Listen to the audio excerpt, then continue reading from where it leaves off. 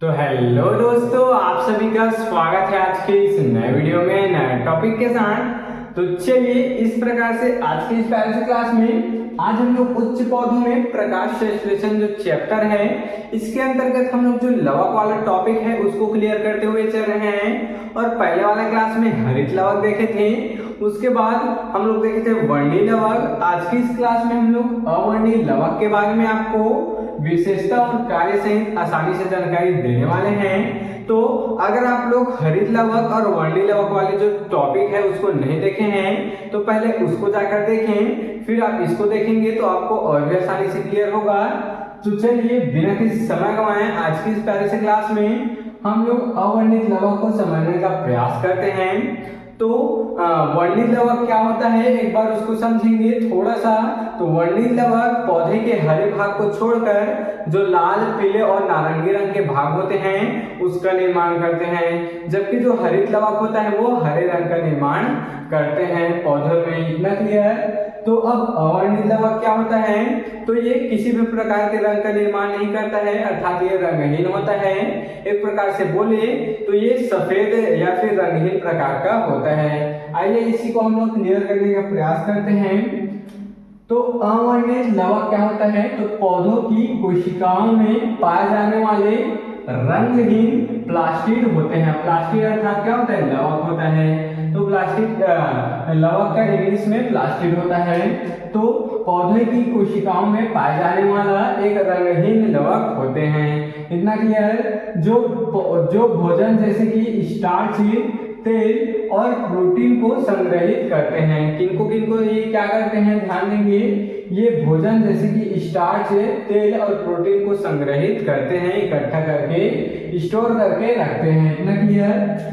ये प्रकाश संश्लेषित ऊतकों जैसे कि जड़ों, बीजों, कंदों में पाए जाते हैं जहां पर सूर्य का प्रकाश नहीं पहुंच पाता। देख सकते हैं ये कैसे स्थान पर पाए जाते हैं।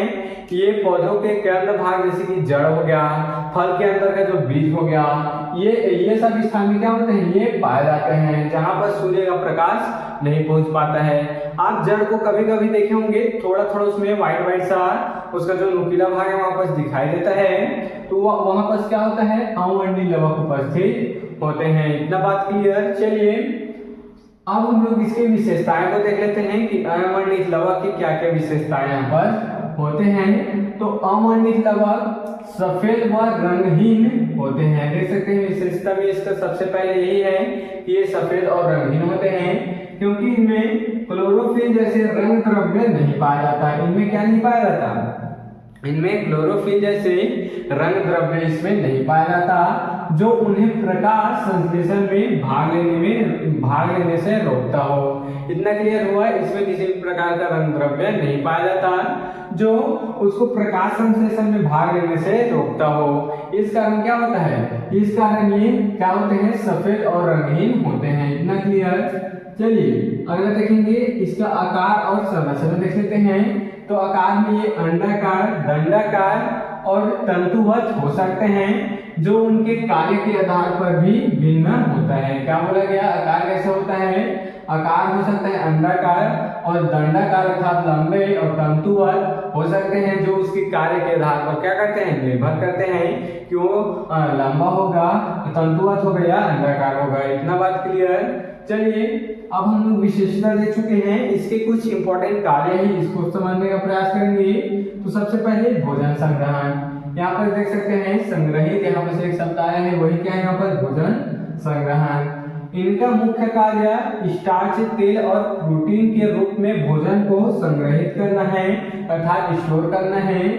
इन्हें इस कारण संचय लवक भी कहा जाता है। देख सकते हैं ये जो अवर्णित लवक है इसको संचय लवक के नाम से भी जाना जाता है, क्योंकि ये जितने भी भोज्य पदार्थ है उसको संचय करके रखते हैं, इकट्ठा करके रखते हैं। उसी को बोला गया है स्टार्च, तेल और प्रोटीन को अर्थात ये जो भोजन होता है उसको संग्रहित करके रखते हैं। ये किसका कार्य होता है, अवर्णित लवक का कार्य होता है। चलिए दूसरा कार्य देखेंगे, ऊर्जा प्रदान करना। तो ऊर्जा किस प्रकार से, तो हमको एनर्जी किस प्रकार से देता है, या फिर पादप को एनर्जी किस प्रकार से देता है, संग्रहित पोषक तत्वों का उपयोग पौधे की विभिन्न आवश्यकताओं जैसे कि बीज अंकुरण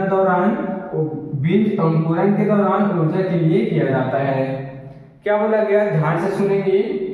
ऊर्जा प्रदान करना अर्थात ये जो अवर्णित लवक है ऊर्जा प्रदान किस प्रकार से करता है, तो जो संग्रहित पोषक तत्व हैं उसका उपयोग पौधे की विभिन्न आवश्यकताओं, जैसे कि कौन कौन से आवश्यकताएं, जैसे कि जो बीज अंकुरित होती है तो उसके दौरान क्या लगता है, ऊर्जा लगता है। तो वो ऊर्जा कहां से प्राप्त होता है, वो अवर्णित लवक से प्राप्त होता है। तो इस प्रकार से हम लोग आज की इस प्यारे से क्लास में लवक, तीनों लवक को आसानी से क्लियर कर चुके हैं। तो आप इसके स्क्रीनशॉट यहाँ पर ले सकते हैं।